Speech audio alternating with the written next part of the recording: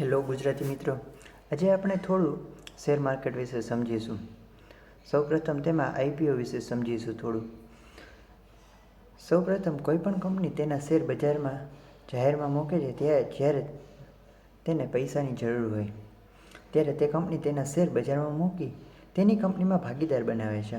આઈપીઓનો મતલબ initial public offering છે. જ્યારે આઈપીઓ કમ્પ્લીટ ભરાઈ જાય ત્યારબાદ કંપની તેનું લિસ્ટિંગ કરે છે. ત્યારબાદ આઈપીઓ ધારકને તેમના શેર મળે છે. ત્યારબાદ તે શેર પ્રાઇમરી માર્કેટમાંથી સેકન્ડરી માર્કેટમાં આવે છે.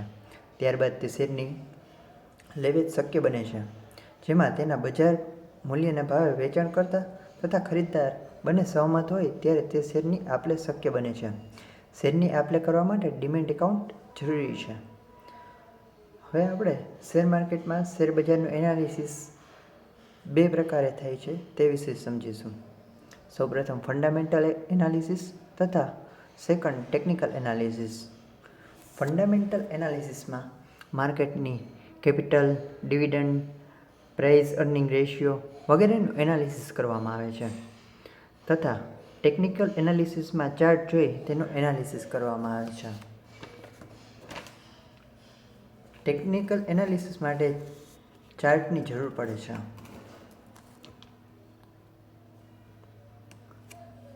કેન્ડલ બે પ્રકારની હોય, એક બિયરિશ કેન્ડલ તથા એક બુલિશ કેન્ડલ. બુલિશ કેન્ડલ પ્રાઇસને ઉપર લઈ જવામાં મદદ કરે છે, જ્યારે બિયરિશ કેન્ડલ પ્રાઇસને નીચે લઈ જવામાં મદદ કરે છે. બુલિશ કેન્ડલના પ્રકાર. બુલિશ કેન્ડલ ઘણી પ્રકારની હોય છે, જેમ કે hammer pattern, inverted hammer, dragonfly doji, bullish engulfing, bullish inside bar, bullish kicker, tweezer bottom, bullish marubozu, morning star વગેરે. એ જ રીતે બિયરિશ કેન્ડલના પણ અલગ અલગ પ્રકાર છે, જેમ કે hanging man, shooting star, gravestone doji, bearish engulfing, bearish inside bar, bearish kicker, tweezer top, bearish marubozu, evening star. આવી ઘણી પ્રકારની કેન્ડલો જોવા મળે છે.